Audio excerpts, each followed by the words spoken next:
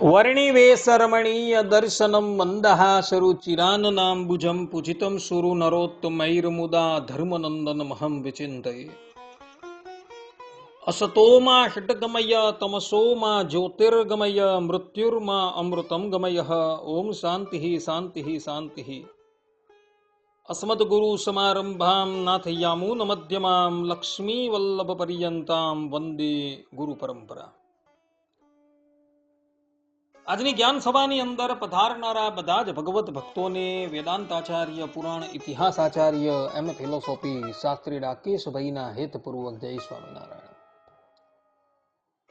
એક ભગવત ભક્તએ મને પ્રશ્ન કર્યો કે શાસ્ત્રીજી, શ્રીમદ ભાગવતના 6 સ્કંદમાં કથા આવે છે કે દેવરાજ ઇન્દ્રએ બ્રાહ્મણ એવા વિશ્વરૂપનો વધ કર્યો, કારણ કે એ વિશ્વરૂપ ચોરી છુપી દેવતાઓની સાથે દાનવોને પણ યજ્ઞમાં આહુતિ આપતો હતો અને એને લઈને દાનવોની શક્તિ અતિશય વૃદ્ધિ પામતી હતી અને એ લોકો જગતને પીડા આપતા હતા.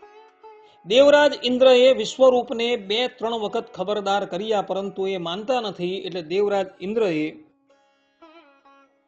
લોકોના હિતને અર્થે વિશ્વરૂપનો વધ કર્યો અને એને લઈને દેવરાજ ઇન્દ્રને બ્રહ્મહત્યા લાગી. દેવરાજ ઇન્દ્રને બ્રહ્મહત્યા લાગી એટલે જગતના 5 વ્યક્તિઓએ દેવરાજ ઇન્દ્રની બ્રહ્મહત્યા પોતાના માથે લીધી. અગ્નિ છે, જલ છે, પૃથ્વી છે, વૃક્ષ છે અને નારી છે. નારીઓએ દેવરાજ ઇન્દ્રની બ્રહ્મહત્યા પોતાના માથે લીધી. શા માટે? તો જગતનું હિત કરવાને અર્થે. કારણ કે રાજા વગર ક્યારેય પણ પ્રજા સુખી થતી નથી.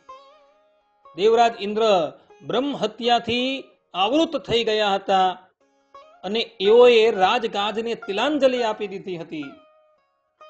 એટલે એ રાજા પોતાનું કાર્ય પુનઃ કરતા રહે એટલે માટે આ 5 જણાએ દેવરાજ ઇન્દ્રની બ્રહ્મહત્યા સ્વીકાર કરેલી હતી.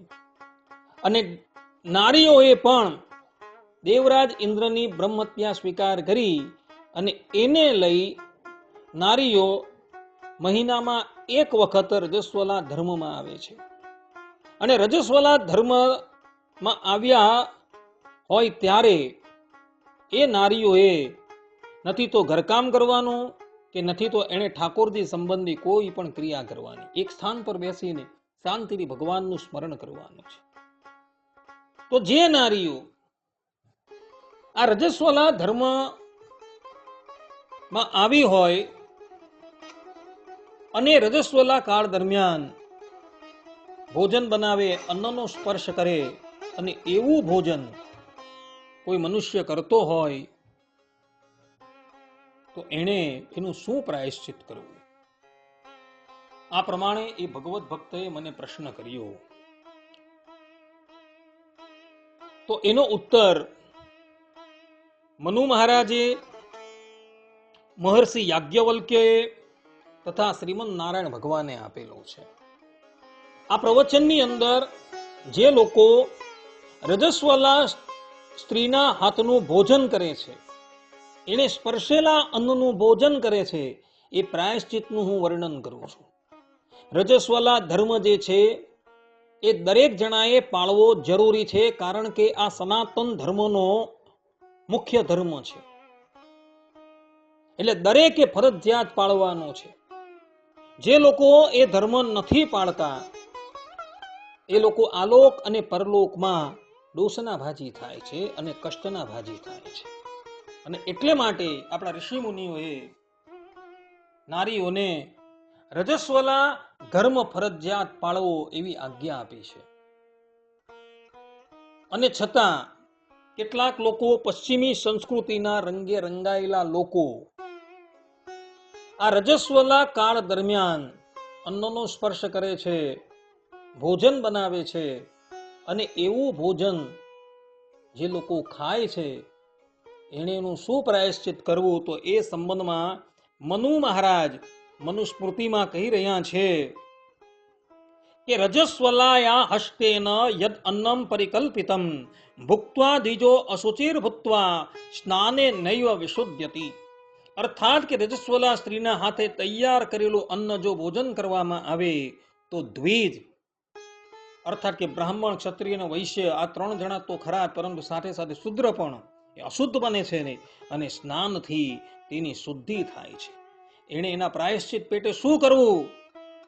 તો મનુ મહારાજ કહે છે કે ઉપવાસમ ચ કુર્વેત જપ્યમ ગાયત્ર્યા શતમ તથા. અર્થાત કે એવા વ્યક્તિએ એક ઉપવાસ કરવો અને 100 વખત ગાયત્રી મંત્રનો જાપ કરવો. જો ગાયત્રીનો અધિકાર નથી, અર્થાત બ્રાહ્મણ, ક્ષત્રિય અને વૈશ્યએ યજ્ઞોપવીત ધારણ નથી કરેલું, તો એણે ગાયત્રીના મંત્રનો જાપ નથી કરવાનો. એણે પોતાના મૂળ સંપ્રદાયના મંત્રનો જાપ કરીને એનું પ્રાયશ્ચિત કરવાનું છે. સ્ત્રી હોય અને એ શુદ્ધ હોય અને બીજી રજસ્વલા સ્ત્રીના હાથનું એ પણ જો ભોજન કરી લે તો એણે પણ એક દિવસ ઉપવાસ અને 100 વખત ભગવાનના મંત્રનો જાપ કરી પ્રાયશ્ચિત કરવાનું કીધેલું છે. મહર્ષિ યાજ્ઞવલ્ક્ય કહે છે કે રજસ્વલાન્ન ભોજી યહ સદોષમ લભતે નરહ. અર્થાત કે જે મનુષ્ય રજસ્વલા દ્વારા બનાવેલું અન્ન ભોજન કરે છે તે દોષનો બાજી થાય છે. અને એના પ્રાયશ્ચિતનું વર્ણન કરતા યાજ્ઞવલ્ક્ય કહે છે કે સ્નાનમ ત્રિકાલમ કુર્યાદ ઉપવાસમ દિનત્રયમ જપ હોમૈ વિશુદ્ધિ સ્યાત. અર્થાત કે 3 દિવસ સુધી ત્રિકાલ સ્નાન, 3 દિવસ ઉપવાસ તથા જપ હોમ કરવાથી એવો વ્યક્તિ શુદ્ધ થાય છે. કોણ? તો જે રજસ્વલાના હાથનું ભોજન કરે છે, એને સ્પર્શેલું અન્ન ગ્રહણ કરે છે, એ વ્યક્તિ અશુચિ થાય છે. અને 3 દિવસ પર્યંત એને ત્રિકાલ સ્નાન કરવાનું છે અને 3 દિવસ પર્યંત એને ઉપવાસ રાખવાનો. ઉપવાસ એટલે શું? તો ઉપવાસ દરમિયાન એણે જલ પણ ગ્રહણ નથી કરવાનું, નિર્જલા 3 દિવસ પર્યંત ઉપવાસ કરવાનો છે,